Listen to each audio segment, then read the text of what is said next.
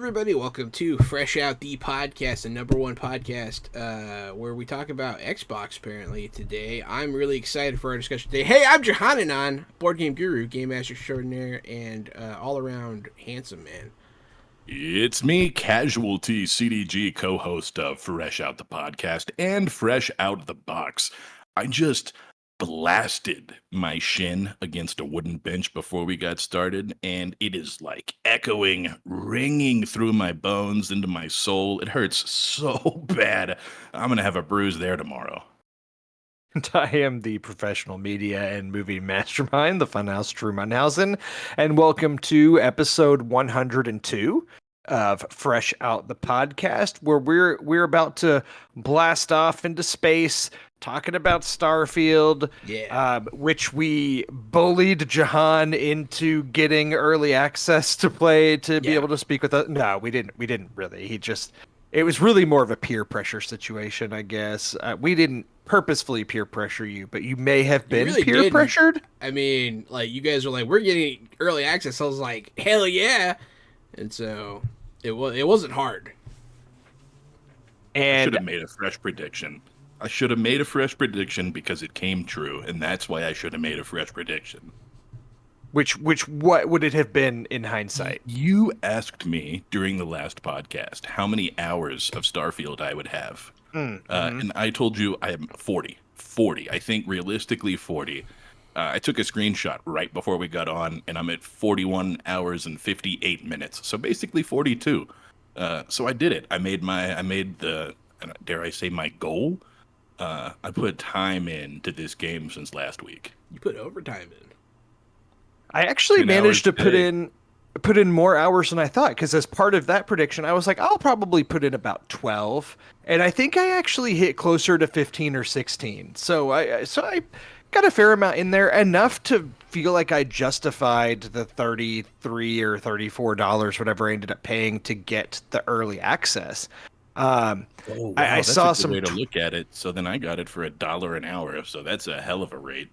Yeah, for a game that, I mean, I could have waited a few days and had the game for free. I don't mind giving them the extra cash, and I enjoyed the time that I had with it, and I'm going to put a lot more hours into it moving forward. So I feel justified. I did see some Twitter polls over the weekend that were saying, like, basically kind of scared of the trend, because it's not the first game that's come out this year that you could pay for the premium edition and get early access. And I'm guilty as charged. This is the third time I've done it this year. I had early access for Hogwarts Legacy. I had early access to Diablo 4, and now I've had early access to Starfield. So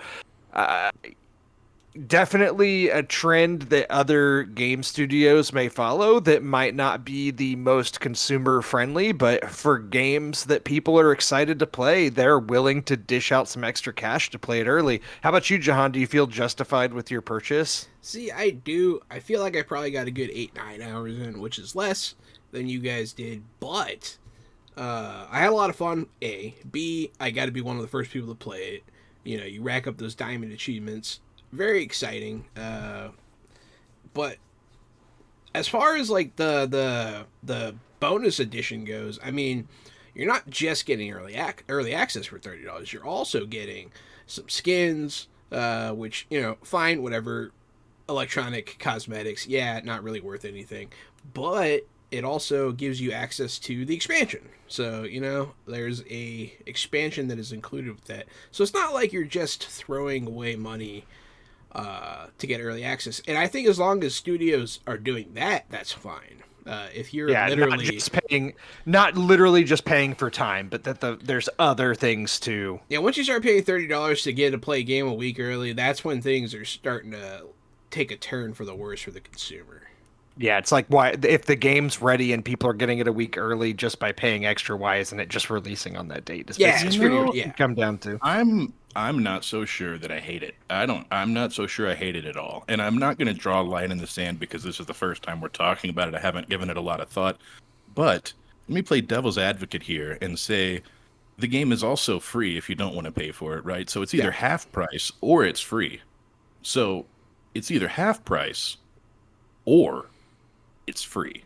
And also the other added benefit. No, is... I don't. I think that's a win-win. Or you don't subscribe to Game Pass and you pay the full $70 and get it when it comes out. And it's not. That's the thing, right? It's not full price. It's half price. And if you don't want to pay half price, then it's free. So I'm totally fine with every single company going, here's, if you want to play it a week early, you can pay half price, or it will be free next week. It is a unique situation. I can wait until next week. It's a unique situation because it's on Game Pass. And it's also just a week difference, right? Once they start stalling this out longer and longer and they make it 2 months, and you pay $30 for 2 months early access, then people, I'm not waiting a week. I'm waiting 2 months, man. I'm going to miss the hype train. I'm going to miss the fun. I'm going to miss the game. That's when it would become painful, I think.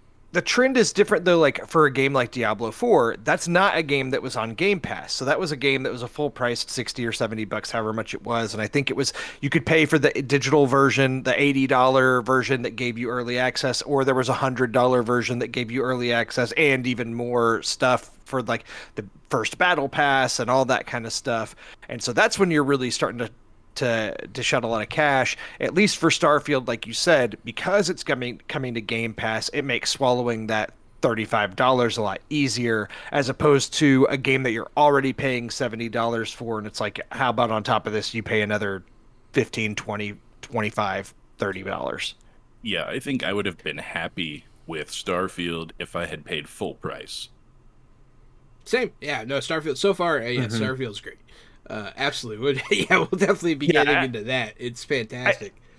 I think that's kind of like, we roundabout talked about that in a sense of just saying that we all felt justified paying the money to play it early. Pretty much you can assume then that we all do like the game, but that's what I want to dive into. I want to do a deep dive into this game because there's kind of a lot to unpack. There's a lot more to it than it just being Elder Scrolls or Fallout in space. I mean, it's a way you can generalize it. Real quick, my last point about the early access thing is when you think about it from a release standpoint, they're getting a smaller subset of people in on like a soft release. It's like a soft opening, and so I feel like they stress tested their servers on us, you know what I mean? So the game didn't crash, everything worked. So I completely agree, and I could see games like Call of Duty doing that going forward. Multiplayer games would be huge. It would stop that server stress. People would leak in instead of all crashing your servers at once, because just because you do early release, not everyone's going to be on the first night. More trickle on night 2, 3, 5, and then a week later, then what you've got to expect. So I think there's actually something smart about it. And if you want to pay the $30 to be one of the first guys in, to get the head start and everything, you know what? Good for you. Maybe there's some games that you feel passionately about. I don't think I would spend $30 for Call of Duty, but I would spend $30 for Starfield. And I have a bunch of friends who I'm sure they would spend the $30 to get into Call of Duty or a couple weeks early. I mean, shit. I don't hate it, actually. I really don't hate it as a marketing tool. I think that there's, like I said, if they start to stretch it out longer, I can see myself hating it. But right now, when it's only a week or a week and a half, this is totally fine. Yeah, it's almost like, in a way. It's like throwing your $30. It's like buying a $30 badge or a $30 poster or something to be like, look at me, I'm a fan of the game. I got the pre-order version, and that's cool. It is cool. That's like when we were growing up. If you could have gone and gotten Halo a week early for $30 more and not had to wait for the midnight release, would you have done that? Because I would have gone and got it a week early for $30 without a doubt. Yeah, I don't hate this. Funny enough, I would have done it with Skyrim for sure. Yeah, I really don't think I hate this. Yeah, I don't think I hate it. But yeah, that was my last point. It's just an interesting development for stress testing, because a lot of games flop on their opening weekend because they don't work, and that was my last point. Yeah, well, jumping into Starfield and how it plays and everything there, I just want to say a funny thing about this game is the night that it came out, the three of us were all online about the same time playing it. And typically for me, when I'm playing a single player game that I really want to get invested in the story, I typically don't like to be chatting or, like on chat with friends because I want to be invested in the game. But for this one, I kind of made an exception and I jumped on with y'all, and I'm really glad I did, because I feel like this was such a fun game for us to all be on at the same time and kind of figuring things out together, because Starfield is such an expansive game with pretty deep mechanics that can be a little bit difficult to understand at the beginning when you're first learning everything, in my opinion. And the fact that we were all on and figuring things out and being able to give each other quick tips as we're going along, that made my hours to follow much easier, because I feel like I was able to figure those things out at 3 times the speed with both of you there, as opposed to if I had just been playing it on my own. So that was an experience that I really enjoyed with this game, that it is fun to play while chatting with your friends, because you can all be going and exploring and doing different things that are just, so far from what somebody else's experience may be. I think so too, and I think it was really cool, since we were playing with each other, that I could hear your story so different from my story, so different from Jahan's story. Without spoiling anything, we were just, I'm over here doing this. What? I'm over here doing this. And we were right out the gate. We were completely having 3 different player experiences, which is what Starfield said it was going to be. And I think it totally nailed that. To your point, talking about some of the difficulty diving in, yeah, I think this game, Starfield, certainly pretends that you've played a Bethesda game before. It knows that you've played all the Bethesda games, because there's not much of a run, jump, duck, crouch, left, right tutorial type of system. They really don't make you trudge through that before they let you go play. I didn't think about that. They pretty much do nothing. They pretty much just, yeah. They just assume they know you've played Bethesda games, so go play this one. And there's a lot of muscle memory that's still there, especially from Fallout, and a lot of people say it's Fallout in space, and I think that's pretty accurate. I think it's Fallout BioWare, or not BioWare, Fallout Mass Effect. That's what I have to remind myself at times that I'm not playing Mass Effect, because it's such similar vibes, but the mechanics are quite different. But there are times where it feels very in line with a Mass Effect. It's to me, it's like 75% Fallout, 25% Mass Effect, and I love both of those games, and so I'm totally loving Starfield. But like I said, it really assumes you know how to do those things. It doesn't really teach you. The flying system is a lot like Elite Dangerous, which Jahan and I put some time on. So for me, powering up the systems, switching your different drives and stuff, that was all normal to me. Hitting the grav drive, all that stuff was normal. Having to jump belt to belt in order to get to the next system. So there's just some stuff that they just really expect you to learn and figure out. So it's almost not even that the game assumes that you've played a Bethesda game. It just almost assumes that you've played any other game kind of within this same genre. You've played games. It's like, you've played games. You know how games work. It doesn't really tutorial you to the ground, which I love. I love that. It's a great positive note for it. Yeah. Yeah, that's a good point. How about you, Jahan? How about some early thoughts and experiences playing this game? So yeah, my beginning of this game was interesting. The start is kind of slow, in my opinion. You do get to a fight pretty quick, but it takes a while for the game to open up, like really open up. You know what I mean? For you to get access to everything.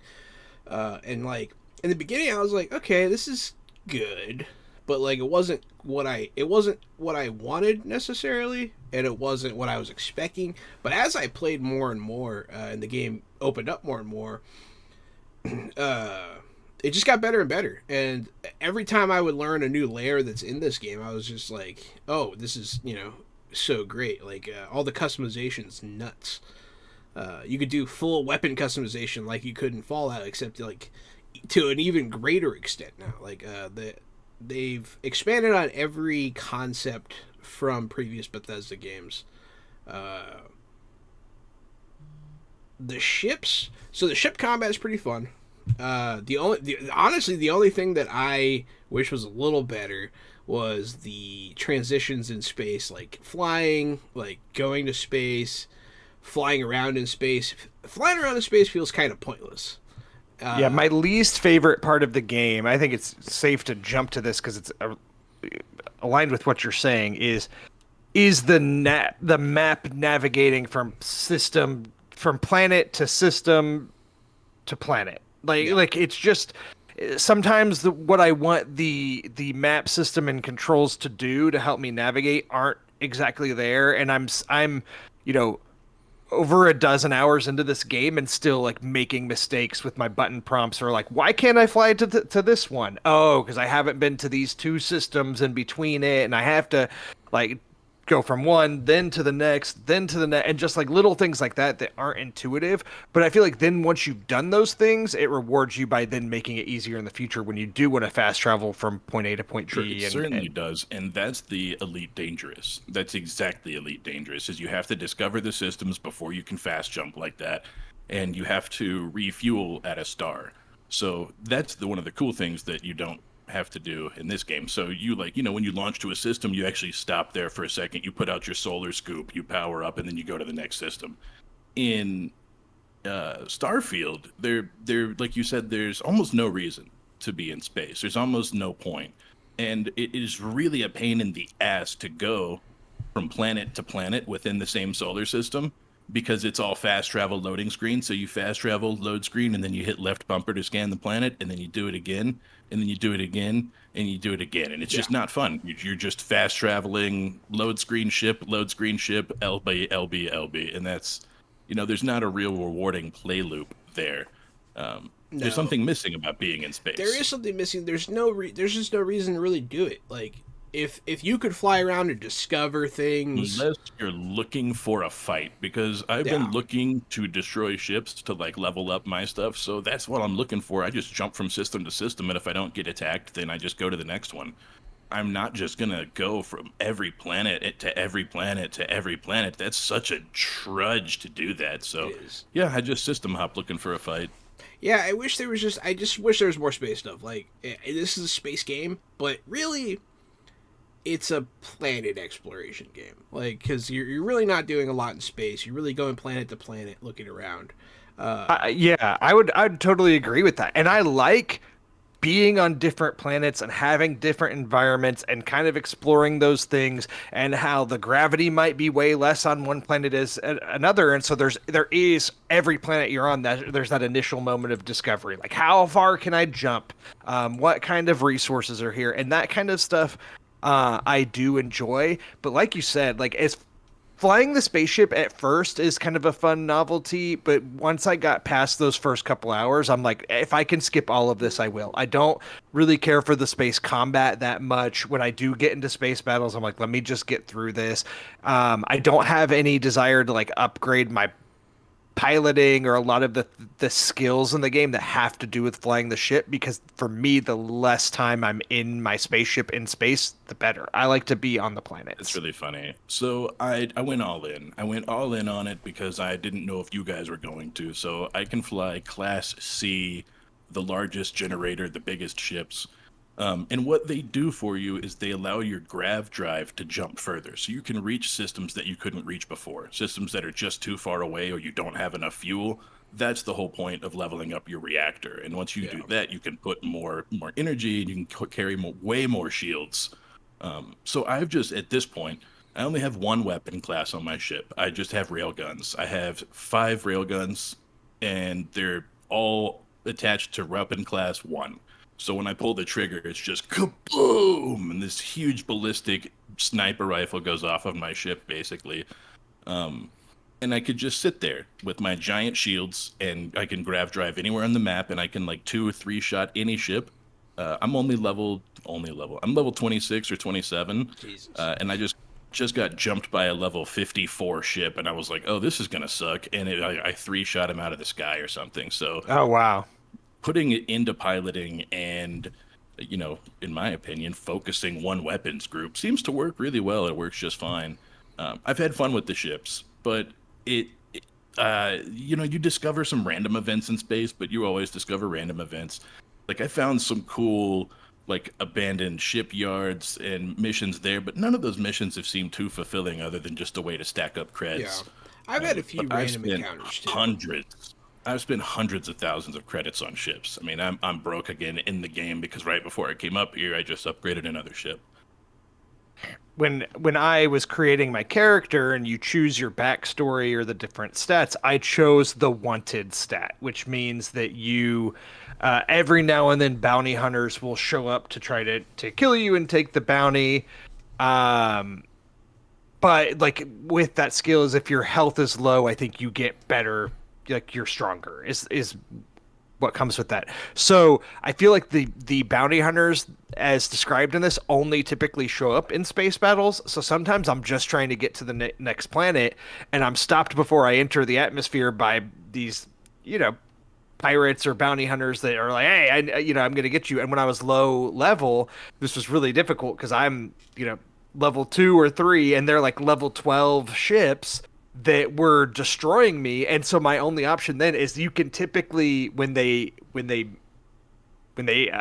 approach you in space, you can either A, fight them, or B, be like, here, take 2,000 credits and leave me alone. And that, will usually work. And I found myself having to do that early on just because I couldn't take them in the fight. As part of my own backstory that I chose for myself. So I literally did that to myself.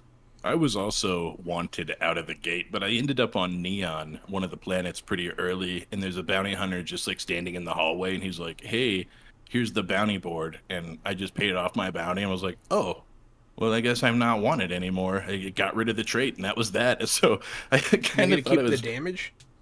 No, you lose the damage, you lose the trait, and there's a few ways, other ways in the game you can do it as well, like...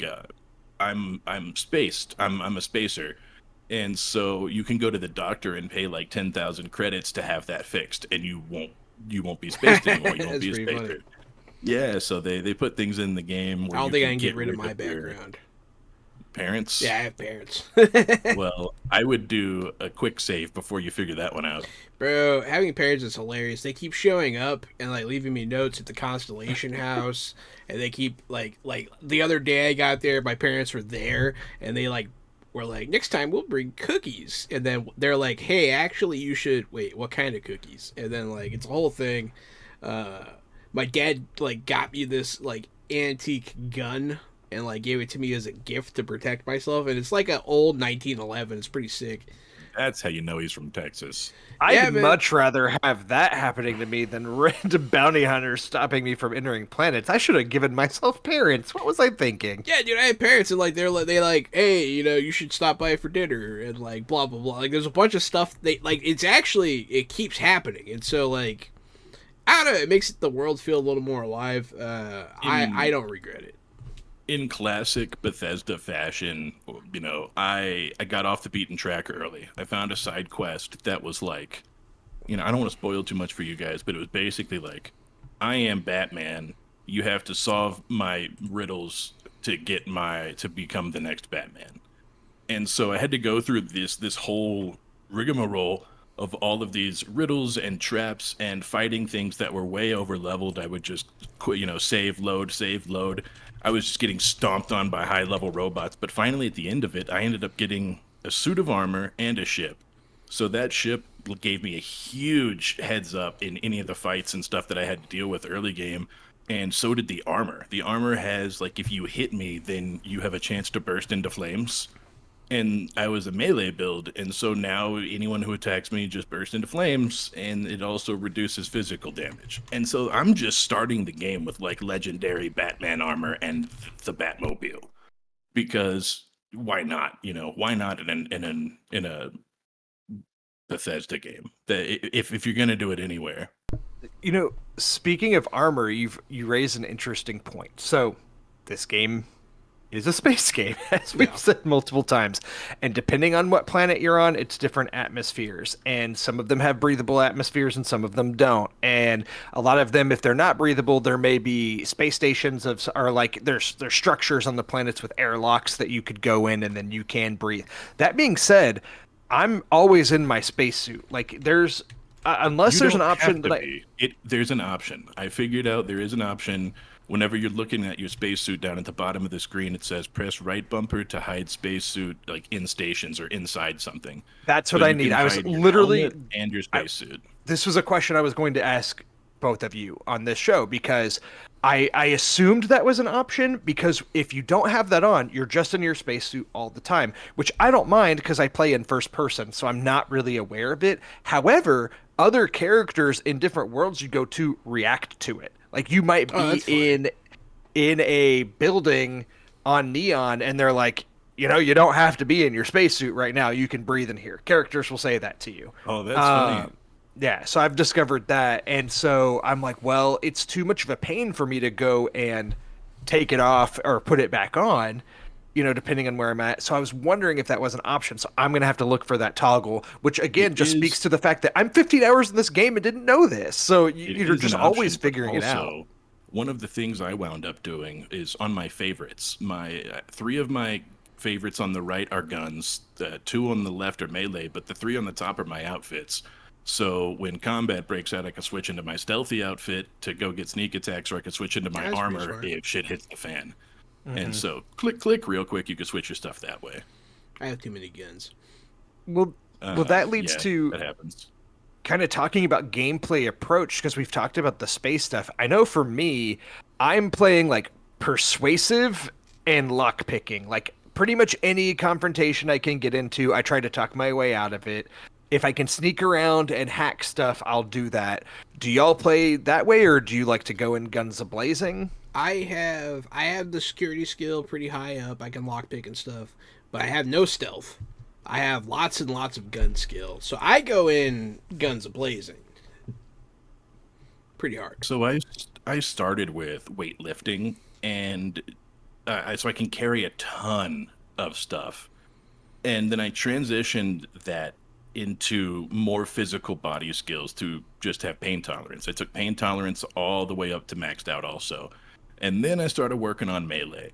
So basically, you cannot kill me. I just run in and just smack the crap out of you with my sword. I found a Wazakashi, and it's the best melee weapon I found so far. So I just run in with my katana and just slap the shit out of everybody. It's super funny.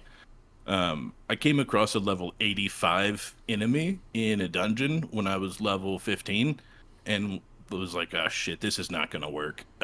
And switched to a stun gun, held down the trigger, boom, and then the creature just got stunned and laid down, and I walked right past it. Went and did what I needed to do on the computer, turned around and left the dungeon. I haven't seen this stun yet. If I can't beat the shit out of it with a sword, maybe I'll stun it and walk past it. Bethesda game requires Bethesda solution.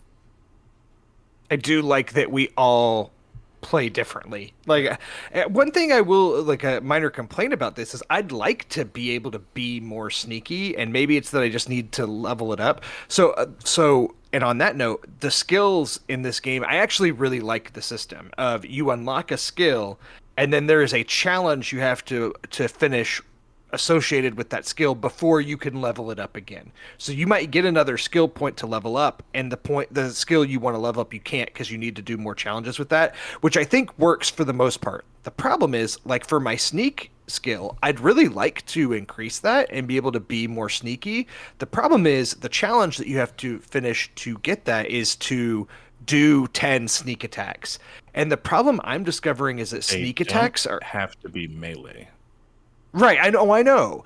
But even with guns, the way it's supposed to work is when you were crouched and it says you were hidden, if you shoot an enemy, that should be a sneak attack. And it doesn't always work. And I don't know if it's just because they discover you right as you shoot the gun or what. But for me, I'm finding it to be like 1 in 3 times it works. The problem is if it doesn't work the first time, all the enemies are typically alerted to you immediately, and then you're not going to be able to get to do it again until you're somewhere else in a different encounter. Do you have a silenced PP? I don't yet, and this also ties into the skills because as I've learned, when I first was going, I'm like, I'm not interested in any of the science stuff that much. I'm like, researching, whatever. Well, now I've discovered as I'm more hours into the game, I'm like, oh, shoot, I need more research skills input so that I can do the gun upgrades. Because right now, there's a lot of the muzzles and barrels and things that I can't upgrade on my current weapons because I need the points in the research skills associated with it. So now I'm finding myself retroactively having to do that. right there, probably about the same level you are. I had that same recognition where it's like, I can't make med packs, I can't upgrade armor, I can't really do anything. All of those systems are basically locked to you. You just have very limited access unless you focus it a little bit. So then I went and sold all my materials. I sold all my resources. I sold everything. I was like, I don't have these skills. I literally can't use this stuff for like another 4 or 5 hours of gameplay because it's going to take so long to get a usable skill for it. So at least that opened up room in my ship and my inventory and got me some more creds to blow on my ship upgrades. Yeah, that's something you learn playing Bethesda games. Especially Fallout 4, it was very prevalent. Like there's a drop off in killing ability if you don't learn how to make weapons in that game. If you don't learn how to upgrade weapons, because like base weapons are fine, but like adding all the crazy like high damage receivers and long barrels and stocks and stuff, that's how you really start like killing death claws and shit. And so in this game, I went a little bit into science at least, just to make sure that I could keep up with it. The base building too, like you can't assign people to manage bases unless your base management skill is high enough. You can't assign enough people to your ship unless your ship crew management skill is high enough. And there's a lot of stuff that you just run into along the way where you're like, what the, what? Why am I like, I need melee skills. I need survival skills so I can complete these quests. I'm not putting skills into crew management, at low level. So there's these weird walls that you hit as you're leveling up. I'm not sure that's bad. They're just weird. I think it's just the skills at first as you're leveling up. You're like, I don't have any interest in that because I don't feel like I'm going to play that way. And then as you level up, you realize that everything really is important. Like, you start to see the value in those things as you play more. But to your point, Gary, you've kind of opened the door because there's some questions that I have about this game that you all might be able to answer. Because some of those things I'm not really understanding what the reason for doing it even is. So like, for example, anytime you go to a new planet and you pull out your scanner, it shows you there's, sell the 10, data. your fauna, your flora, and what resources are on the planet, right? And you can scan those things as you go. Yeah. And for me, and the way that I usually play games, you would think I want to scan everything, but I've quickly learned like that's way too tedious. And at the end of the day, I don't really understand what the benefit is of having everything scanned on a planet. What's the reason to even do it? Yeah, you can sell the data. You sell the data. Okay. It's worth money to do that. And then it's worth more money if you do the whole system. And then there's a faction, and I think it's called List, L-I-S-T. And that's what they do. They like go out and survey planets and stuff. So you can get paid an ass ton for doing it for them and then sell the data and then do a quest line. So yeah, it's a thing. It's a thing you can do with your downtime. And I get what you're saying, and you're right. It's definitely a late game thing. It's for whenever you are base building and you need more materials anyways, so you might as well get extra cash from the list activities. It's not something we should be having a lot of fun with when you're first leveling up. And that's the thing with base building as well. I enjoy scanning stuff, but that's because I'm weird. Well, like if I'm on a planet for some quests and exploring around, like I will have my scanner out and be scanning things, but I just don't see the benefit of going to a planet that I don't need to with the sole intention of scanning, at least for now. And then with y'all talking about the base building, so I was doing a quest and I was on a planet and it gave me an optional part of the mission, like, optional build a base here, or, build a whatever they call it, essentially build a base. First, outpost beacon.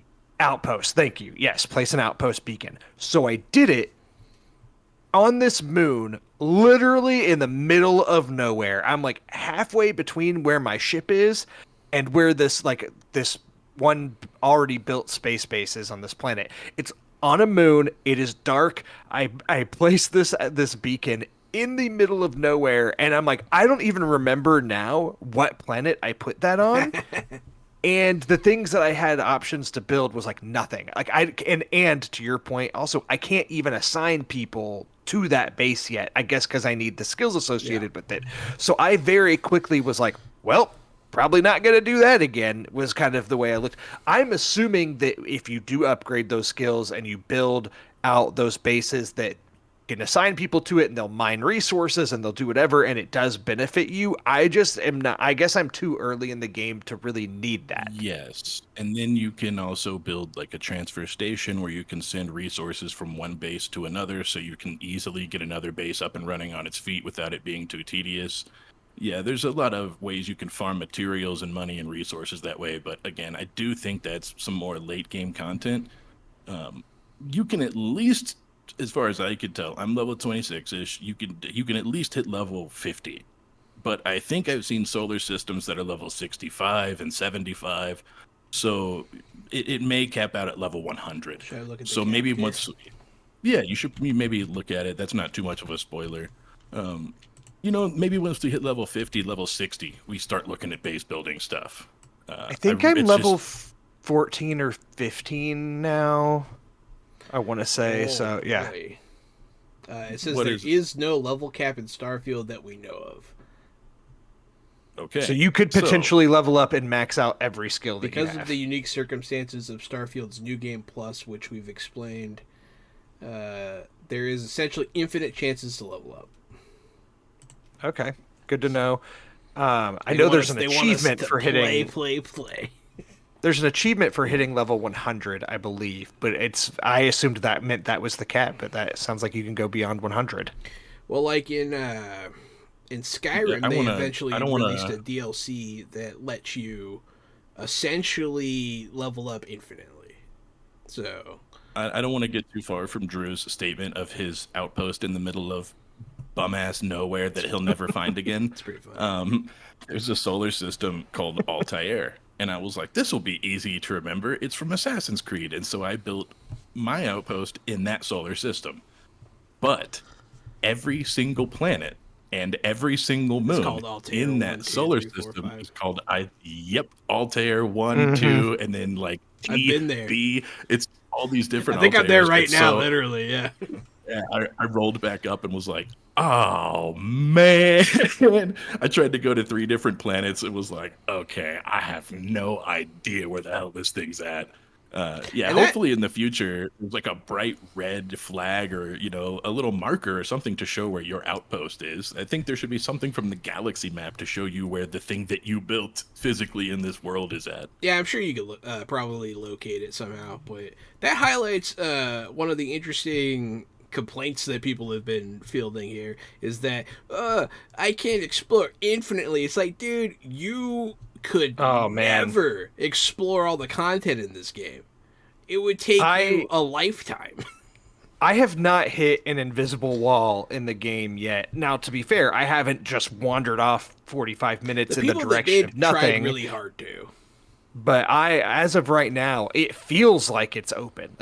I wouldn't know you can't walk all the way around the planet from where I'm at because it seems like you could the way it's so open. Open enough. There's no reason to have more field. No. There's no reason. It would have just been more field. There's no reason for more field. Yeah, that's just enough. That's absolutely people just wanting it to be a fully open planet just to be able to know that it's there, to feel like if they wanted that freedom, they could have it. Do you need it? No. Does the game need it at all? No. Would it add any enjoyability? No.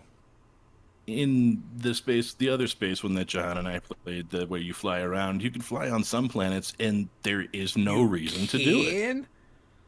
Yeah, and there's no reason to do it at all because there's effing nothing there unless it's a base, right? It's just an empty planet.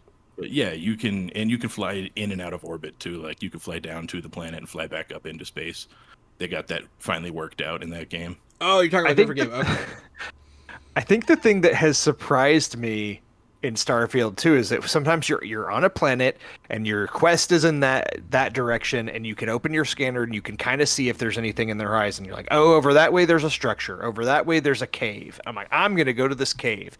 And normal video game logic would lead you to think, I'm going to go to that cave and I bet there's monsters in it, or there's treasure in it, or there's something cool. A lot of times you go into that cave and there's nothing in it. It is completely uninhabited except for there's resources you can mine. Like, it's truly just a cave to mine. And I kind of think that's hilarious because honestly, that's probably just more true to real life. Like, if you find a random cave, you find like piles of rocks with resources in it, and like maybe a pile of dung that has some resources in it. Yeah, it's mostly just resource loot. Yeah, I discovered that too. It's pretty funny. Well, one of the, as far as being able to go from planet to orbit and do space stuff, one of the games I think has done it best is called Starlink.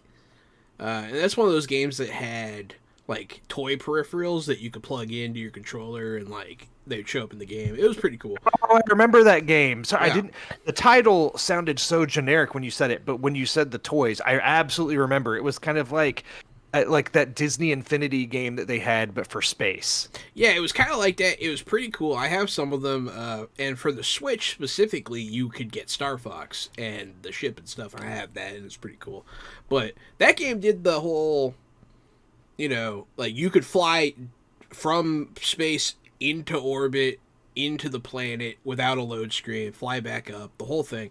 Really cool. But this game's better. So, like, I don't know, you know, you can't have it all the time. And this game, I don't know, it's not, none of the issues that people complain about are a surprise to people that are a fan of Bethesda games. This is a Bethesda game through and through.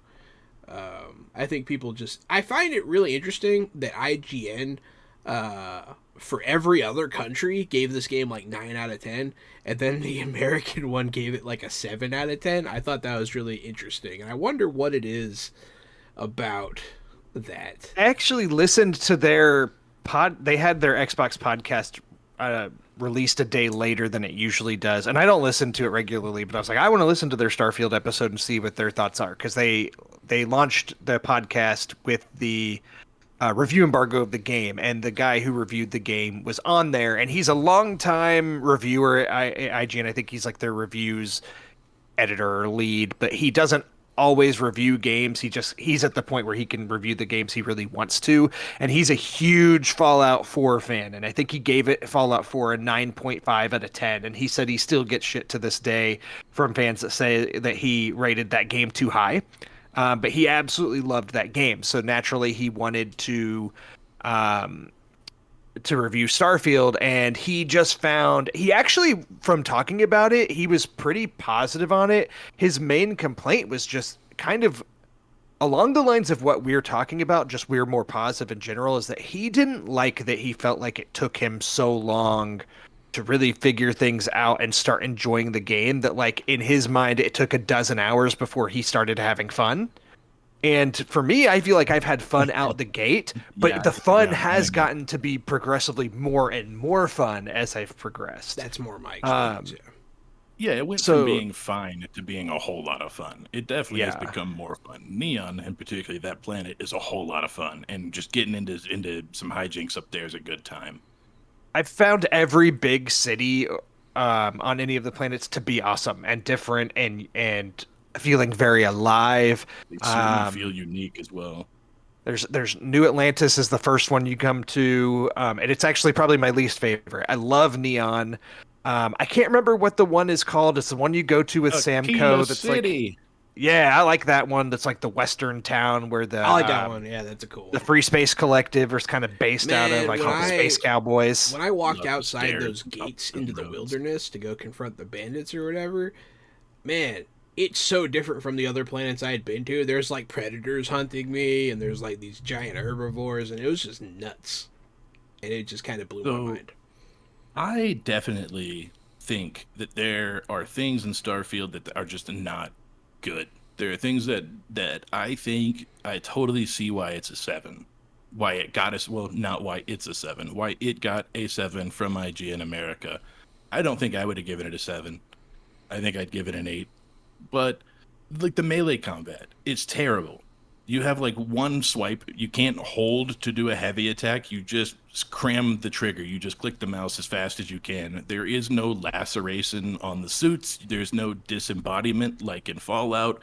There's nothing. It's just it's like, I mean, it's not just bad. It's like, you know, it's like a 2 out of 10 or a 3 out of 10 bad. It's just really, really basic.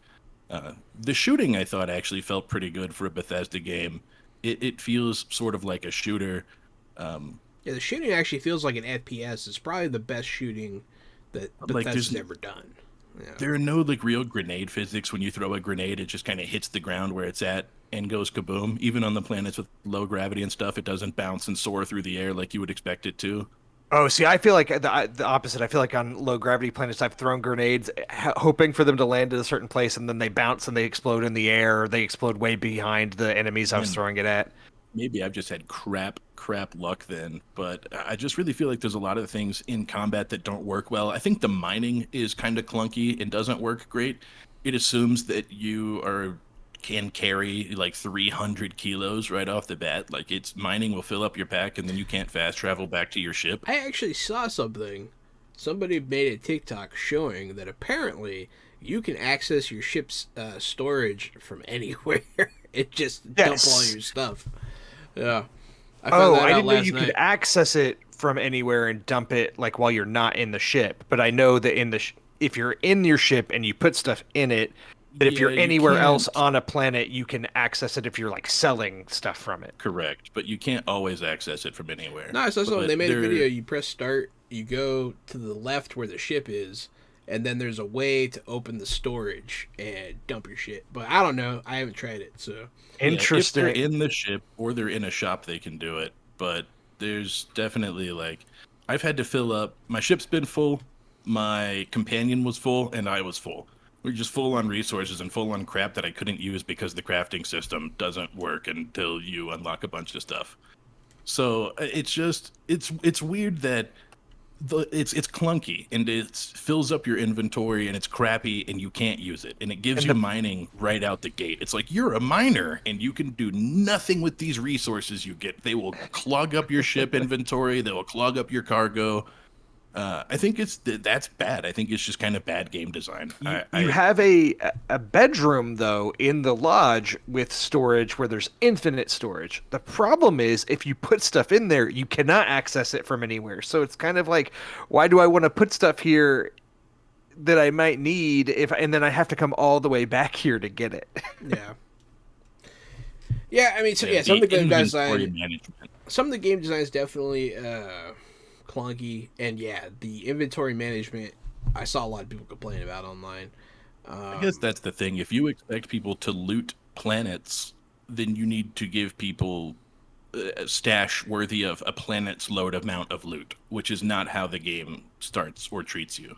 I'm assuming though, like Gary, for you and your ship that you have that's so massive now, like, do you get a lot more storage on that ship, or does it remain about the same?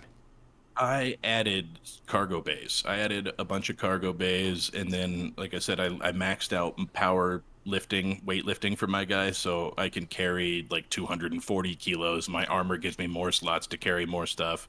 So, yeah, I can carry a ton of crap, and my ship is a hauler. It's basically a freighter with big-ass guns on it. So, yeah, I've got room now. So but you just had to really work your way up to be able to get there. You had to make that your focus.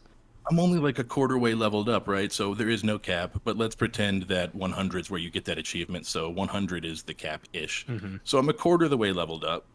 And I think that's the right time to need a freighter to start having to move planets, loads, amount of stuff and freight. I just think that the game, it opens it up too early. There's just nothing to do with it that early. I'm not even sure if you focused in those skills, how much fun you could have with mining and shipping that early. I don't think it's there. I've been able to do a lot more of the research, and so I had a lot of fun because I could use the resources pretty early. I already maxed out like all the research that you don't need talents like for. I have fully maxed out, but now I hit a wall. But yeah, there's a lot of those walls. I don't know. They really make you work for things, which I don't necessarily think is a bad thing, but it can be frustrating. I just think you have to keep in mind that, we're only level 20. I'm only level 20 something. Yeah. Most people are in the levels of their teens. The game just came out, and I think a lot of the content is for late game. I think Bethesda learned at this point that people need something to do later, and that's what a ton of this shipping and mining and planet building and outpost build. I think that's what it's for. Is maybe even like Drew said, be nuts. Yeah, and it's absolutely. It's obviously very easy to get carried away exploring things, or you pick up so many side quests that you want to go do those things. Whereas, like, there's early story missions that you get that essentially give you, I guess this is a slight spoiler. Like, Jahan, I don't know if you're here yet, but it's like, the main story is you're finding artifacts and things, and eventually, and early on, you encounter like a temple. And the temples give you special space powers. Like, I haven't done that yet, but Gary told me about space magic. Yeah, you basically get space magic. And like, if you're not doing the story missions and you're just out exploring, that's a whole part of the game you don't even have access to. I haven't discovered that yet. And oh my gosh, and you're like 4 times as many hours as me, or 3 times as many hours. But what I did do, slight spoiler, I focused a quest line and got a neuro mod that I can use to control people. You can use it sometimes in conversation, but you can literally target people with it and make them attack their allies or go open doors and things. So instead of getting space magic, I focused a whole different quest line and got technology in my brain magic. So pretty cool stuff. So I've gotten some space powers. One will like extremely lower the field of gravity in my given space. So if like I'm surrounded by enemies, I can do that and they all will start floating around and stuff. Or the second one I got, because I only have 2, is essentially a force push. Like, you use gravity, but you can push people away from you. So those are the 2 I have, and you can assign those to your favorites to easily be able to switch between the different skills, but to use them you do both bumpers, and that's how you do it. So yeah, and that's like, I mean, I guess is that how you fuse Rado? It's what? Fuse Rado. That's how you do your Sky. Yes. Sorry, it went over my head, but I actually understand your reference now. Yes. It's exactly what it is. It's this game's version of the Dragon Shouts from Skyrim. So yeah, it's well, that's hilarious that I've done those in the story missions. I haven't, and that's like early story missions. So that just goes to show how easy it is to be distracted doing other things. There's also a lot of different ways to go on the early story missions. Like Sam Coe wants to go to his planet and go do stuff, but then you can also go to the Eye and go talk to the Russian dude. And so even the main story is branching and has different ways to go and different characters and paths to see. So I have been doing some of the main story, but I guess not the same half that you did. I've gotten 2 quests from like random things. I picked up a note that told me to go to a place, and I did that. And I found a secret base. And then another one, I encountered somebody in space who was like, "Hey, I caught this distress beacon. Was it you?" And like, I was like, "No." And they were telling me about it. And then I went and checked that out. And that was a hell of a quest. So I'm still doing that one. So if it isn't the combat and it isn't the screens or the ships, then what is it that makes this game good? Because I can answer that. And I think it's the stories. I think it's all the stories. There are so many quests and so many stories. They're voice acted, they're written well, and they're engaging. They're not all fetch quests. They're not all 3 or 4 point quests. Some are just 1. No, the quest design is very good. Some are 8 or 10. It's the quests. It's the questing. The questing is interesting. It is enveloping, and it feels right. Yeah. I found on a random planet there was a distress call. Jahan says you're doing it right now. I very well may be the same one. You went to the planet. You went to a secret base, right? Yeah, it was a research lab, and it's being attacked by spacers. Oh no! That's not what I've got at all. Mine is they're not allowed to leave, and there are robot guards that will gun down anyone who leaves, and everyone who lived there was a clone of a great historical figure. What? And I had to decide the fate of their colony.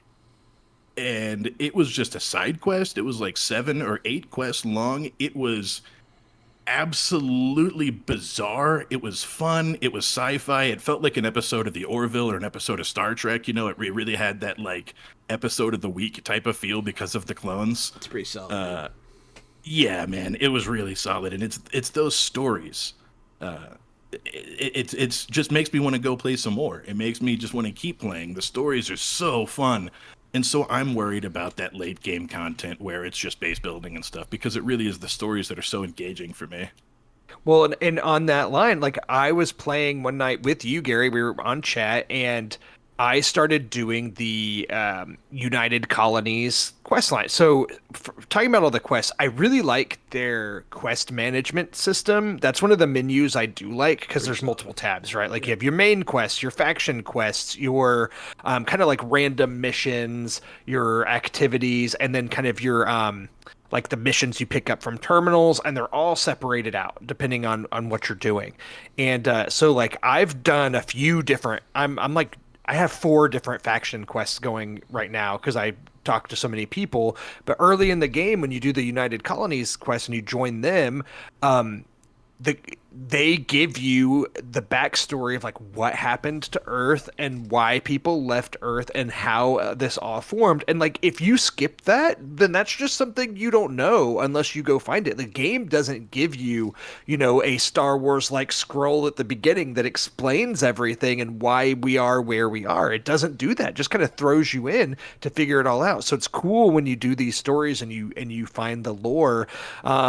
There's the United Colonies faction that's basically kind of like joining the military, but then there's the Freestar Collective, and they're like the space cowboys. I've got a quest line in Neon, which is the big city that kind of reminds me of Nowhere from Guardians of the Galaxies, the vibes it gives.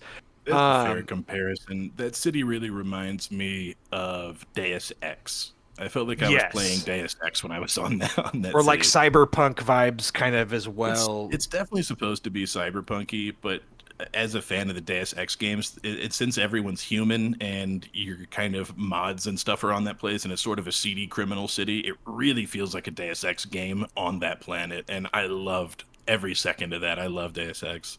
But there's like a big corporation that's based there, and you can go apply for a job there and raise the ranks, and then they start sending you on missions for things, and like I love all that stuff. That's the stuff I get lost in. I like all the faction stuff. That is the first main quest line that I dove into, was that faction, and just loved every second of it. Like you said, you saved up all my money, hopped around the systems, working for this corporation, doing a bunch of corporate espionage. Yeah, like you literally get your first mission you get from them is to go to the coffee shop to get coffee for the executives, and then based on events that happen there and how you handle it, you quickly get promoted, and then you're meeting like the PR person and the chief financial officer and all the people of this company that are all questionable individuals. You know, by certain standards, and that's about as far as I've gotten. It's like I want to explore that more. But what's crazy is that you could just not do that if you wanted to, right? Like you could go through the game without experiencing that, and even the smallest subquest or side quest, like go track this person down that has a bounty on their head, and you can either kill them or talk to them or you know whatever. Those small quests have somebody at the end of them that is a character that you can speak to, have a conversation with, and they're like a fleshed out character in their own right. And that is the type of stuff that I love with these games, and it makes sense why these games take so long to make. It's just so deep. Yeah, I mean, so you guys are definitely right. I mean, that's been true about all Bethesda games. The story is what makes them great. Finding out about the world is what makes them great. The factions are always really interesting, and I keep finding more and more in this game. I'm always surprised. I encountered the UC Marines that were teaming up with their former like war enemy, the Freestar Collective, to fight spacers, and it's a whole thing, man. There's a lot going on, and the fact that they expect you to get to level 100 eventually leads me to believe that there's this deep level of story all the way to the end. So I'm pretty excited to get back to this game. So let's wrap it up. No, I'm just... Yeah, no, but for real, like I'm with you, Gary. You made the joke beforehand, but it's kind of true. It's like we want to record this podcast and talk about it, but at the same time, we all just kind of want to be. This is an hour of this game we could have been playing that we didn't get to play. Our review of Starfield is that we thought about canceling our review of Starfield to play Starfield. That's our review. Without a doubt, absolutely fresh. I was telling Jahan, I was in a space station that had trees, and I was walking out, and I heard like the noise, like the click that sounds like the rainforest noise at the zoo or at the aquarium in real life. Whenever you go and you hear the fake water and you hear the fake birds and the fake monkeys, I heard that in game and turned around and looked at the tree and was like, "No way!" Like I felt like I was there. Like just the sound design. It was so great to hear the arboretum sound inside with the nature and the wildlife. And it was you could tell it was so fake. You could tell it was the pre-recorded one because it was what it was supposed to sound like on the spaceship. Some of the audio design in this game is just phenomenal. I agree, and I'm fortunate enough I have in the room I play games with, I have a 7.1 surround system, so it's like the surround sound works really well. Like when you hear people coming up behind you, or the clicks and clanks, and if you are in a space station that's just kind of sounds like almost rickety at times, you hear things clicking on and off, and I do like that. It's very atmospheric. Like I said, man, my only complaint, I wish there was more space stuff. I'm happy that I did get to engage in some zero gravity fights. I didn't think there were going to be any. I just wish you could do spacewalks and do more space stuff. That's it. Other than that, I love this game. Really, really excited to play more.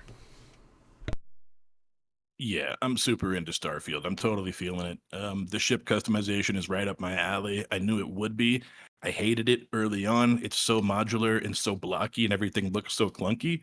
But you have to use the structure pieces to really bring your ship together and really give it an awesome rounded out look. I've spent probably maybe 5 or 6 hours alone just in the shipbuilding screens, messing with ships, turning stuff, putting different port windows on and aft windows, changing the layout of where my medical bay is versus, my engineering bay and my battle station bay. I want everything to look and feel like a real Commander starship. I want it to have flow and feng shui. So hours, man, hours and hours on that screen. It's definitely something for me. And it's just crazy because, like you said, like I haven't even dabbled with ship customization at all, and like that sounds really neat, and I just haven't even touched it yet. So it's stuff I have to look forward to. Yeah, absolutely. I mean, so like this is Xbox's biggest hitter this year, and without a doubt, maybe of all time. Yeah, it's one of their biggest games, and like, have we mentioned this? It's free to play on Xbox Game Pass. It's free. Asterisk with a Game Pass subscription, right? With a Game Pass subscription, yes. But yeah, I don't know. Also, if you don't want to buy Game Pass, without a doubt, Starfield is worth full price. It's 1,000% worth the full $70. Absolutely. But if you already have a Game Pass, you're just getting this game, and that's pretty nifty, in my opinion. I would have What do you give it out of 10? What do you give it out of 5? What do you guys rate this thing? Bro, I'm going to stick with an 8. Feeling the 8 out of 10. 4 out of 5. So right now I'm probably sitting at an 8, 8.5, but I feel like because I haven't put as much time in as you guys, I feel like once I really get my teeth in this game, I'm probably going to bump it to a 9. Is it a 10? No. But, a 10 is perfect. Like, you can't expect that all the time. I'm with you. I'm in like the 8 to 9 range, and there's just so much to do in this game where it's almost like when it comes to storytelling and whatever, I'm like a 9 out of 10. But when I come to scanning planets and building bases, it's like a 7 out of 10 for me. It just kind of almost depends on what you're doing, and with a lot of games you can't say that. I'm so mad about how simple the melee system is. I mean, it's as simple as Morrowind. It's more simple than any of the Skyrim games or Fallout games that have come since. And to me, it's just like, yeah, I see that you crammed all this stuff in the game, but not everything you crammed in the game is good. And I Yeah, the think that that's melee a is big an problem. afterthought. The melee definitely feels like an afterthought, and I agree 100%. There's no dismemberment. I wish there was like body dismemberment. There are like 4 And melee weapons to choose from in the whole universe. There are not very many choices, man. I've been playing. Trust me, I've been looking. You just have like 4 or 5 blades. There's no hammers. There's no wrench. All the stuff is in the game, but you can't equip it as melee weapons. It's just miscellaneous tools. I feel like it's a big missed you should go opportunity, play Baldur's especially. Gate 3. You can duel salamis. Well, wait, what? You can duel salamis. I love hearing that. Man, you totally made me lose my focus. My bad. Whatever, man. That changed my life. You're welcome. When listening to the IGN podcast when they were talking about this, they raised an interesting point of discussion that I think is worth bringing up here. Is that they said when it comes to past Bethesda game studios in particular with Elder Scrolls or Fallout, they say a lot of people, you're either a Elder Scrolls person or you're a Fallout person. That you're kind of you find preference for one of the two. For me personally, I'd be an Elder Scrolls person. I like the Fallout games, but I've just never had the same attachment as I had to like a Skyrim or Oblivion. Gary, I see you nodding. I'm assuming you're Elder Scrolls all the way. Morrowind, I mean, it doesn't hold up as the best game of all time, but Morrowind at a point in my life was the best game of all time and earned the place my favorite game of all time is Morrowind. You know, not that it really holds up now, but certainly Morrowind is on the list of most epic video games to have ever been made. For the time, Morrowind was out of control. I would also be in the Elder Scrolls park, but honestly, Fallout's huge for me too. Like Fallout 3 was like wandering the wastes of DC. Man, that was a good part of my life, for sure. And obviously, Starfield's a new entry. There's only one game. With Elder Scrolls, there's 5 games, and with Fallout, there's 4 games plus spin-offs, like New Vegas and so on. But that being said, like, I guess if you had to rank the IP, and this is probably an unfair question because Starfield is so new and we're in the midst of it, but like, do you, as an Elder Scrolls person, do you prefer Starfield so far to Fallout, or would Starfield be it'd be third? Where would you place it? Are we ranking their IPs? Hold on. Yeah, I mean, why not? You know how there's that faction that's like the House of Colossus or whatever that worships the serpent, the great serpent? Yeah. Yes. Yeah, I have heard Valud or people- whatever it's called. I've heard people in game say that it's not a snake, it's a great serpent.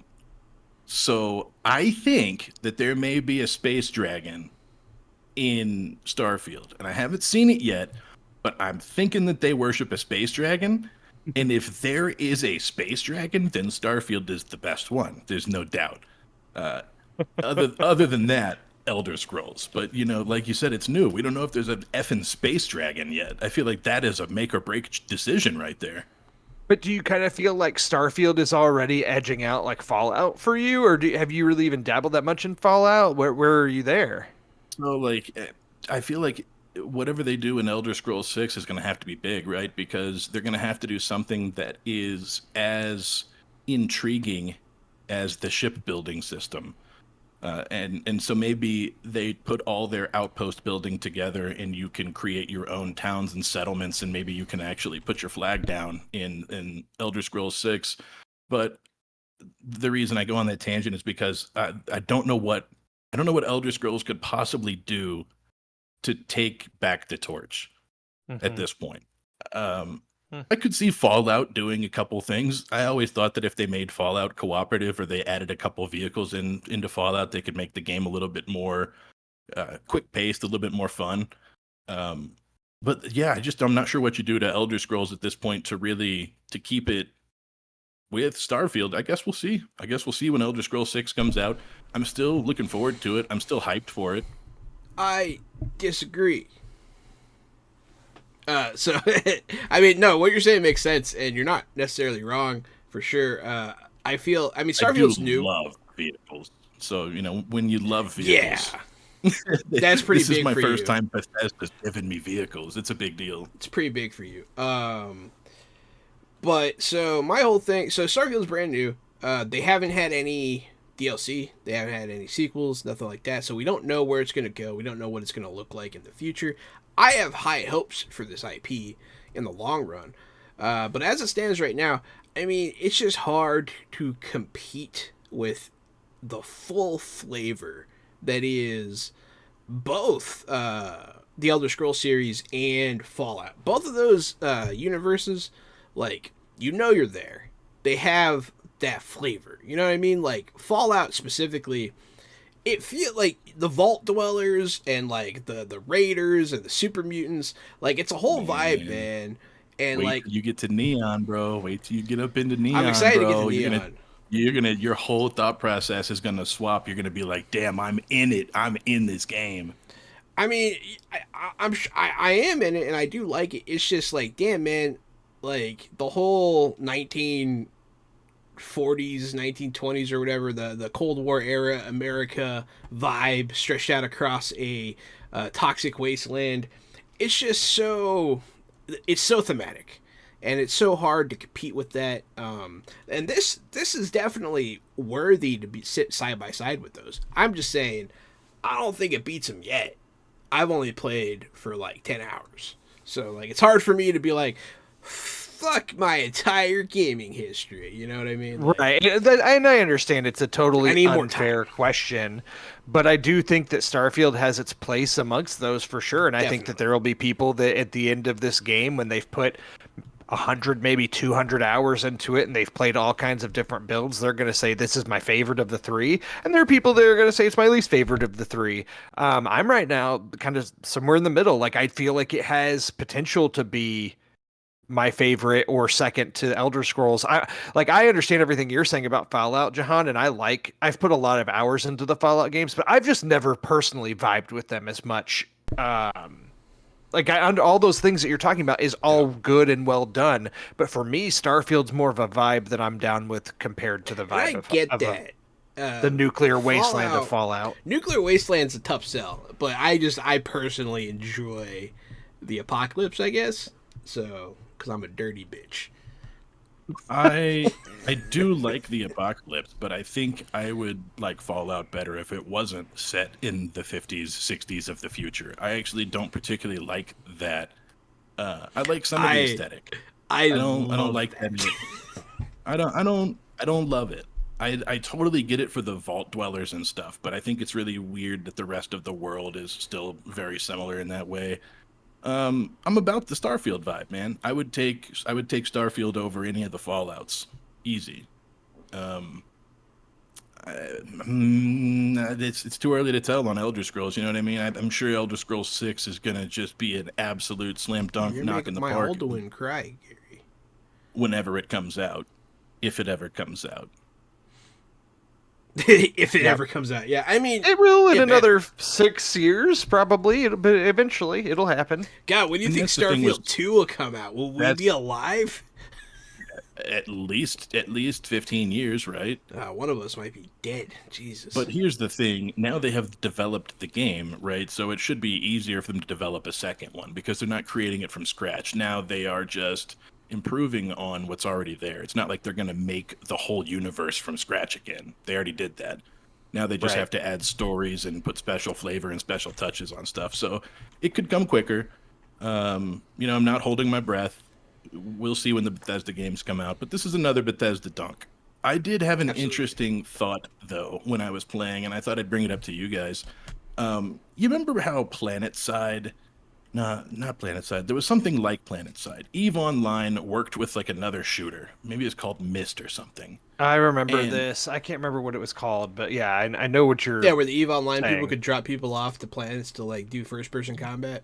Correct, where the PC guys could drop off other PC guys playing a different game, and the two games worked together. Yeah. So I think that there is, without a doubt, a market for players who will play 3 different games that all work together as one big game.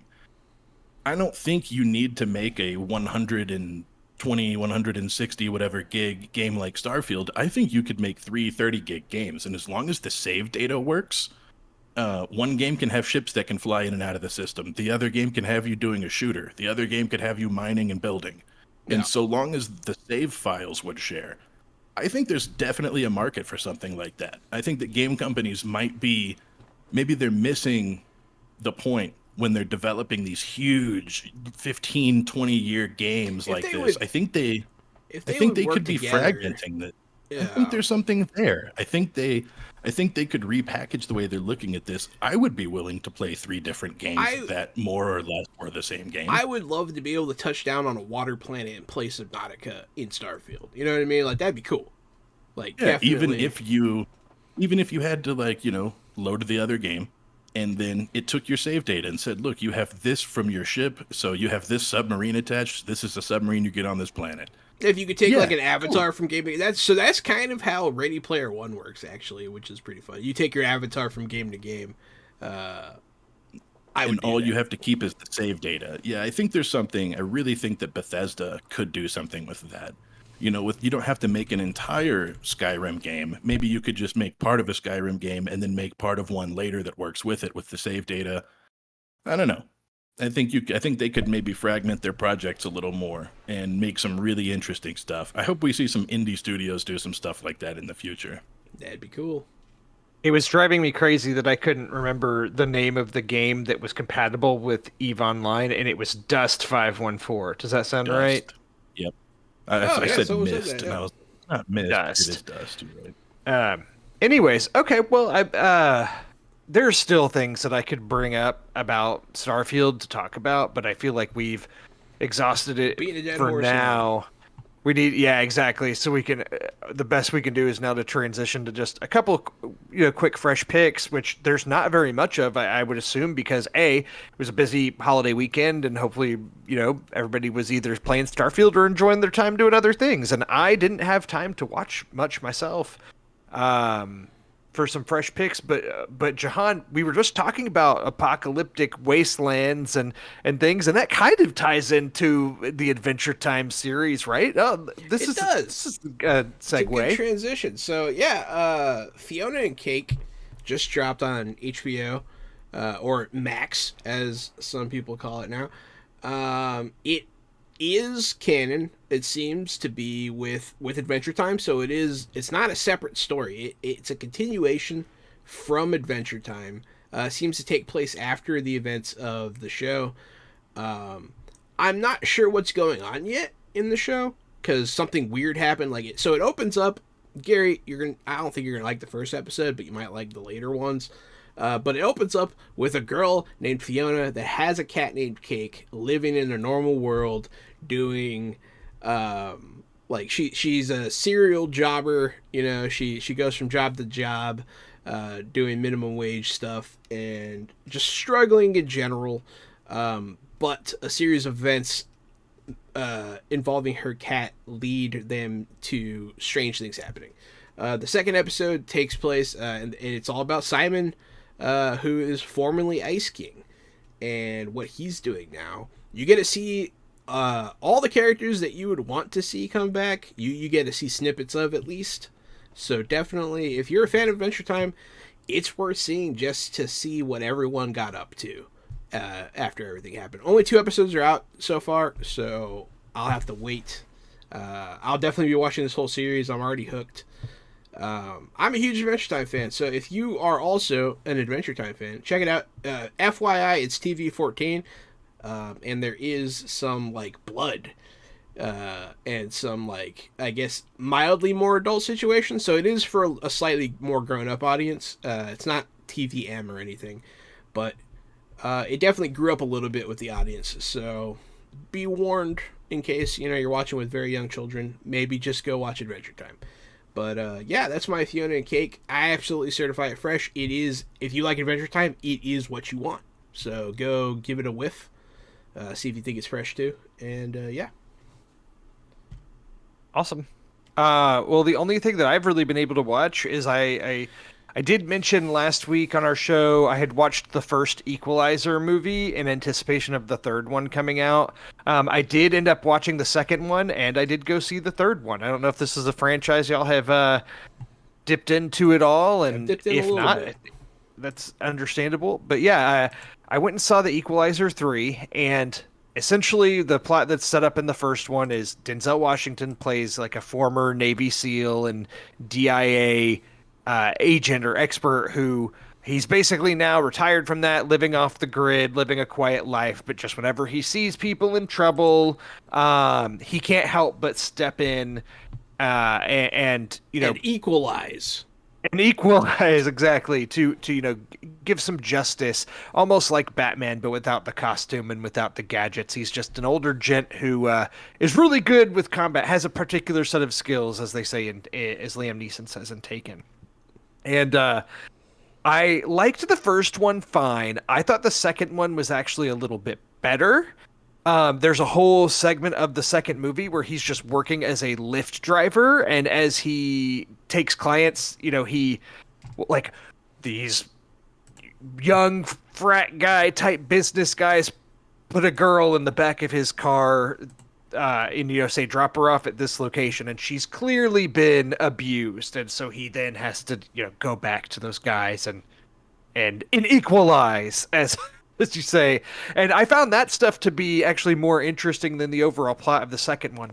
The third one is a whole different vibe because it all takes place in Sicily, and he's, like Denzel's character essentially was doing a mission overseas, ends up sidelined in this small town in Sicily, and ends up vibing with it and liking it. And then of course there's some local criminals that he then has to equalize them as well.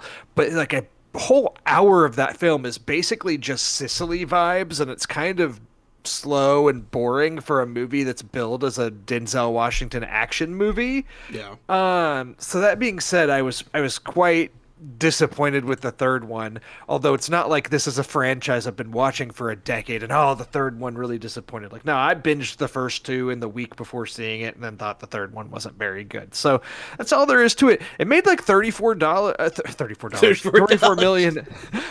million domestically at the box office this past weekend, which shocked me that it made that much because I feel like there wasn't that much buzz around it. I mean, it made over almost $10 million more than Blue Beetle did. It's called Our Fathers. Yeah, I guess so. I mean, I saw this with my dad, so. I was thinking this is like Black Taken. So you probably got a lot of black people finally went to the movie theaters to see something, because I don't think Blue Beetle was like really moving the needle in the black community. Well, and it's funny you say that because like I love Denzel and I'll watch Denzel in anything. And I was looking at his filmography recently, and The Equalizer 2 came out in 2018, and the only movies he'd really done after that were The Little Things, which was a movie that was during COVID when HBO Max was releasing their movies in theaters and day and date on the streaming service at the same time. So I watched that one at home. And then The Tragedy of Macbeth, which was an Apple TV Plus movie.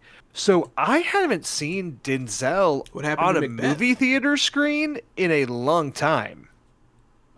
So like on a big screen. So it was nice to go and see a Denzel-led movie in a theater because it's really been a long time since we've had one. Maybe that fueled that 34 million.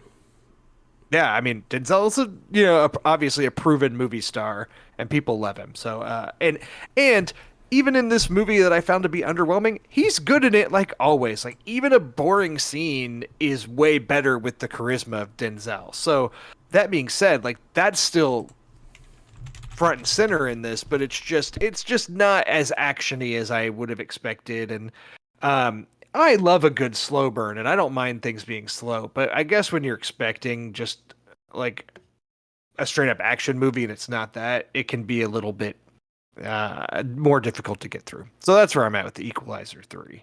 It's like a 2.5 or a 3 out of 5. That's where I'm sitting with it.